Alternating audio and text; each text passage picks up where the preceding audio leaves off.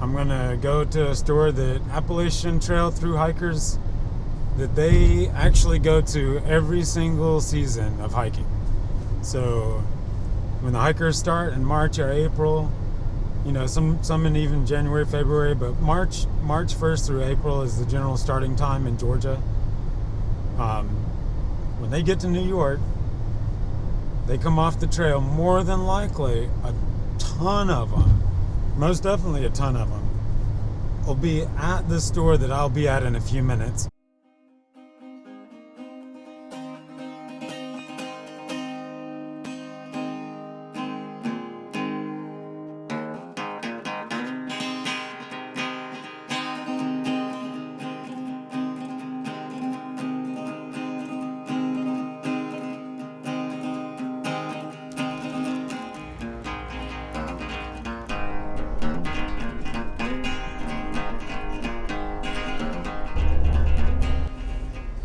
Alright guys, so we got Chief in the back.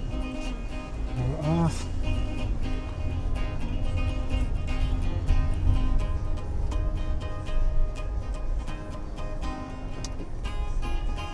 So we're off. I have some tarps. I have some tarps and a little bug net just in case. Some stuff for Chief. Everything's going pretty smooth, I guess. Can't wait to get out there. So I just took the bus out, retrieved the car, drove the car back in, had to go to the DMV. Now I'm back in the city. I parked for an hour, gathered up Chief, and I'm heading out to the city, out of the city. So the drive for Central Park is right there, the loop around in it. It's called the drive. I think it's about 8 miles in a loop. It's pretty big. It's kind of cool though. I could take the boosted board into the park and I can come out at any part of the park where I need to go and then either jump in a cab or if it's pretty close I can get there by boosted board. So I'll cross the park and go up the west side and cross the George Washington Bridge, come out at the Appalachian Trail in about 45 minutes or an hour, start to finish.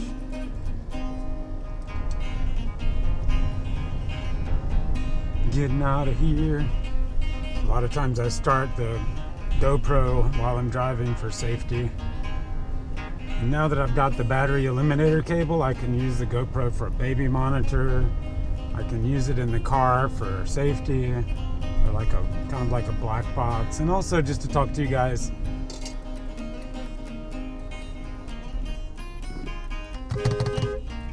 Man, come on.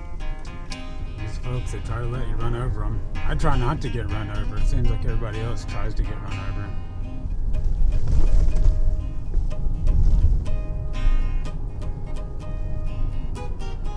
Chief, we're getting there, buddy. We got the hard part out of the way. Now, if we can get across the GWB without a bridge gate scandal, then we'll be good. Bridge gate. So you guys can see the Hudson River a little bit on the left. It's not a pretty day. It's kind of dreary. If I was out west in LA, I'd say it was smoggy, but it might be a little smoggy today. Cross your fingers on the George Washington Bridge, guys. So all along this whole drive is the west side. There's a bike path. It's nice and smooth. And I plan on jetting across to that and taking it down maybe to the boat basin to recharge and then keep going all the way down to the tip of Manhattan. Some really cool shopping centers and bike paths and stuff down there and parks. I showed you guys some sculptures when we were down there with Axel last time. Axel and Chief, we went down to visit his cousin. She's so cute. So I just saw Axel, I think I said that before. He was so happy and smiling, and he's doing all kinds of new stuff now. Hopefully he'll be sitting up soon, and he's got his head up and his neck's working. He's eating a bunch of food. Now he's sleeping through the night. Chief's getting hot back there. He hasn't panted since Christmas, or before Christmas, I mean.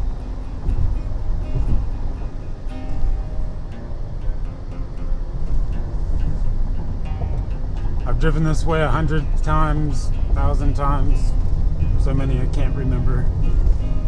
So it's pretty much autopilot. I know all the hazards, and hopefully all the hazards. Interchange right here.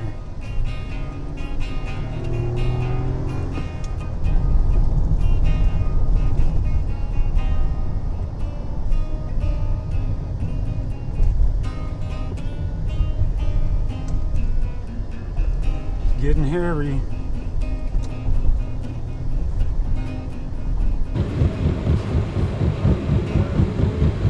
Traffic is beautiful. I wish the view from the bridge was beautiful today.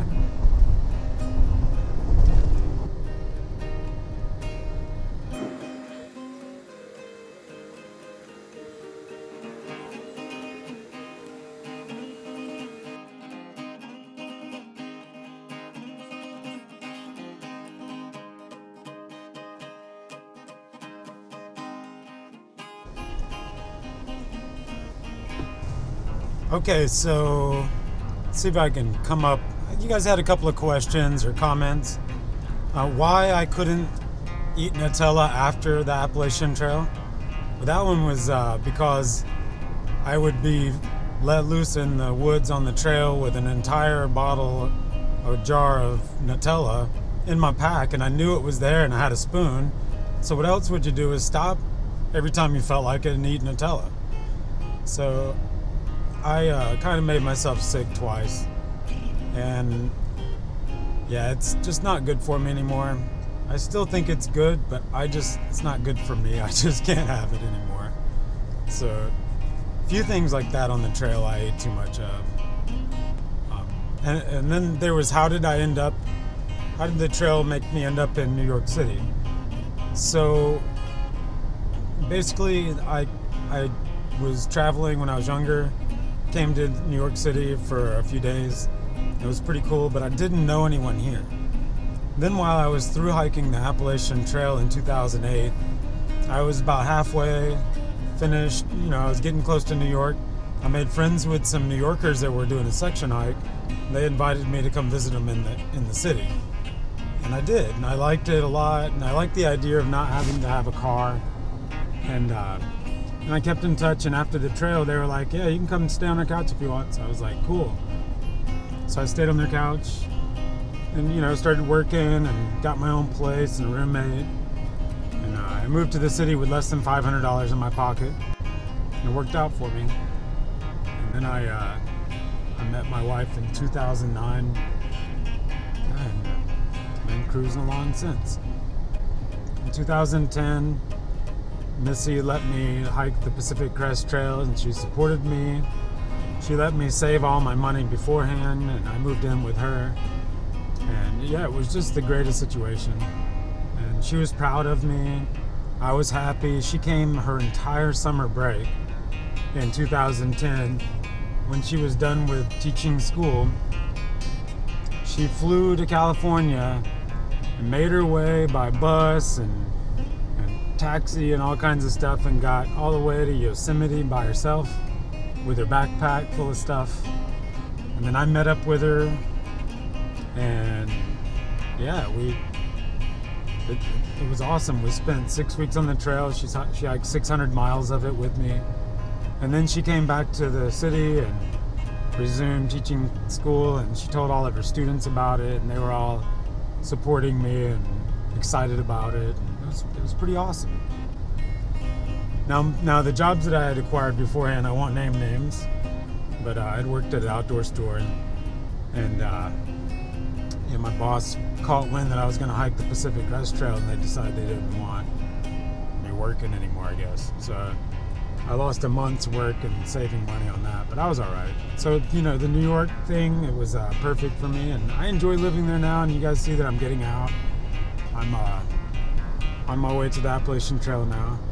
If I happen to run into any thru hikers and I have space for them, I might take them to the grocery store or something.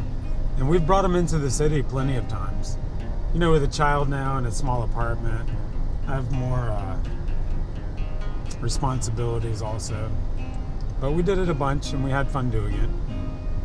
And I'll still do any trail magic I can for hikers when I'm out here and I see any. You know, I'll run them into town, help them find something they need if I have time. You know, if I have extra food, I'll give it to them.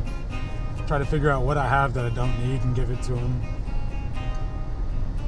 Help them with their hike. And same thing, people did it for me on my hike. Trail Magic, just people helped me out so much. It was awesome. Took showers at their houses. They gave me vegetables from their garden. People did all kinds of stuff. I stayed on an awesome farm in Oregon on the Pacific Crest Trail and ate fresh berries for a week, recharged, got back on the trail and was flying like 25, 35, 40 miles every day. 20-mile day was a short for me on the Pacific Crest, and it blistered me the first month, but then the rest of it I was just like a machine. I just went. I didn't hike with many people either. Hiked with a few people and then just hiked solo. It was easier for me to deal with everything and not try to keep other people's schedules and things like that.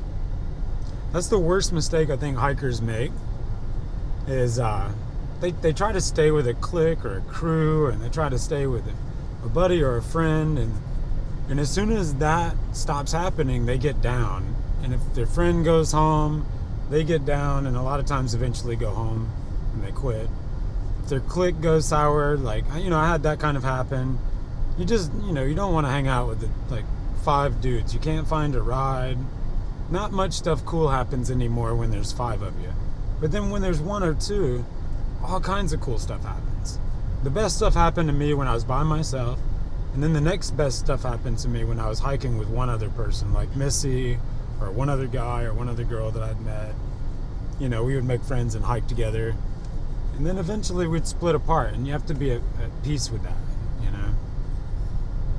Hike your own hike is the saying, and solo hike is the best way to do it.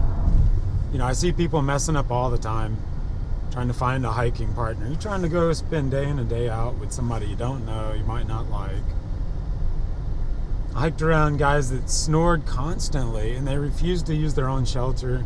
They slept not in their tent, not in their hammock or somewhere. They'd sleep right in the shelter and keep everybody awake. Then they'd be mad at everybody if people were upset they couldn't sleep. Then the snoring person would be mad at everybody else and start becoming a jerk. Or my favorite is the titanium spoon guy with a titanium pot and a metal water bottle. And he constantly scrapes and clangs everything constantly when everyone's trying to sleep, like ringing a bell and scraping a chalkboard all the time.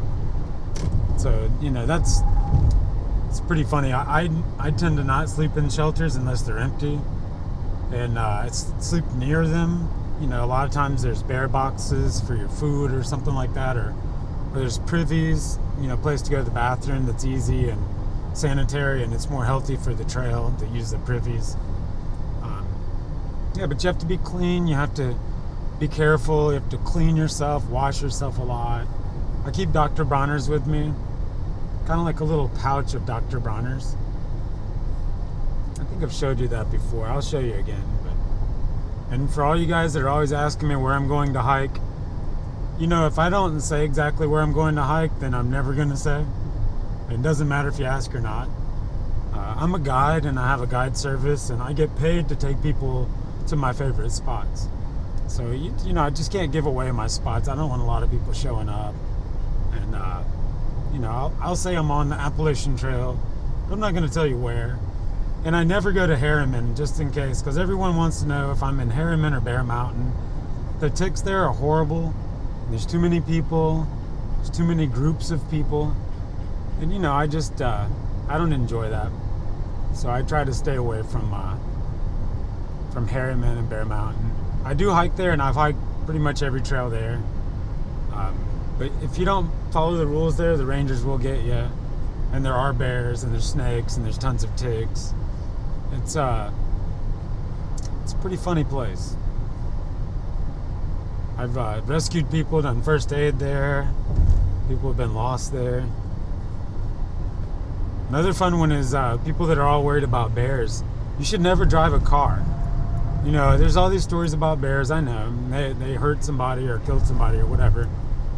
But if you live inside a city and and you drive a car, you live inside of town and you drive a car, it's like 1 out of 80 people or 100 people dies in a car accident. One person, everybody that went to high school has one person they know that passed away in a car accident. If you're that scared of bears, I don't know what to say, because like you should be really, really afraid of cars.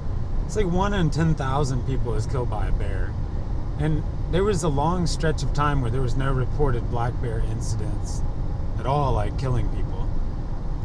And most of the situations that I know of, somebody said, don't go that way. And the group of kids or guys went that way anyway, and the bear killed one of them.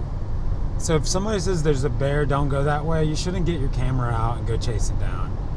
You know, you can't outrun a bear, so you don't want to piss one off.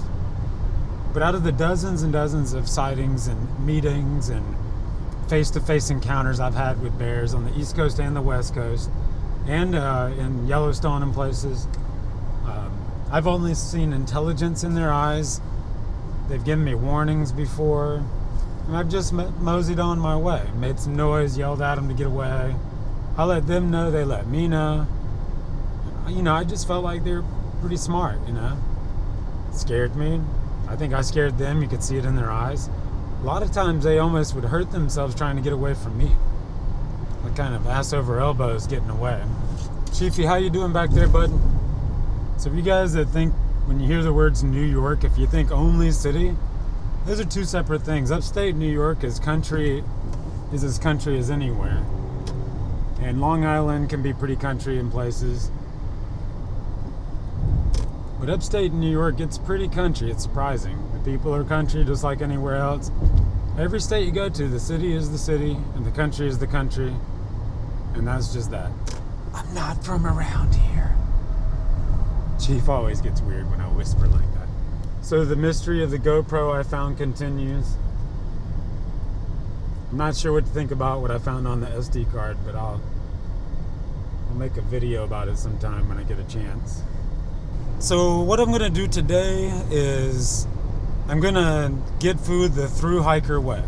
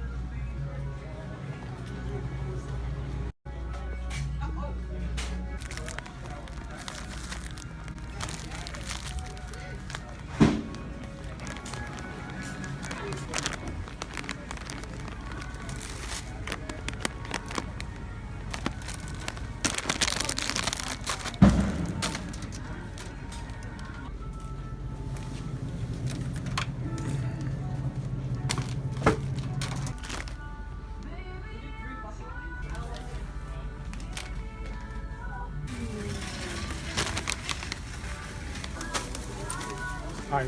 Hello, how are you? Got some hiking food here. Hey, why not?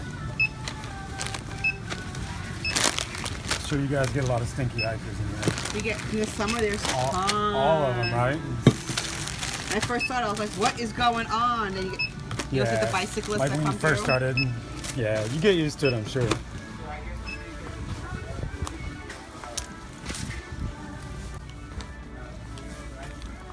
Not really. Yeah, Only two things came in. We sometimes take them into the city when we're out hiking and we meet up with them, you know. Done it a few times. They're fun to hang out with. We get a lot of people that come through here. Yeah. We could never realize it's a small town. So close to the trail, you know. Well, between the trail and bikes, a bicycle through and everything. It's a... 24. That's okay.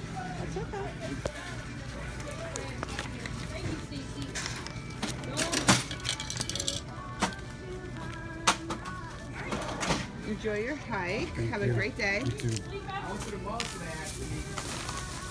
work night shift. Why are you awake?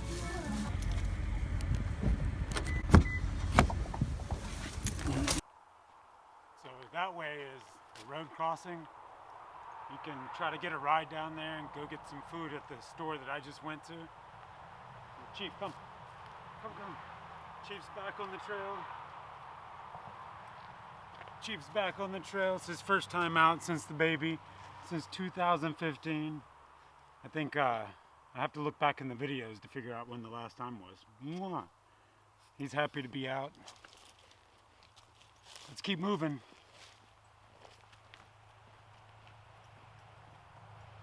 I'm going to show you guys this shirt. This is my shirt from the Pacific Crest Trail. And that's what happens to a shirt. That's what happens to a shirt when you hike 2,700 miles in it. Isn't that crazy?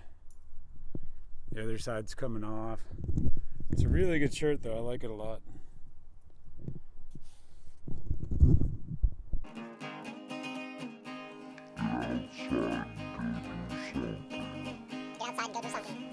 Don't forget to like, subscribe, comment.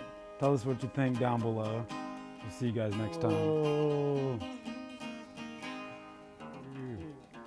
There he is.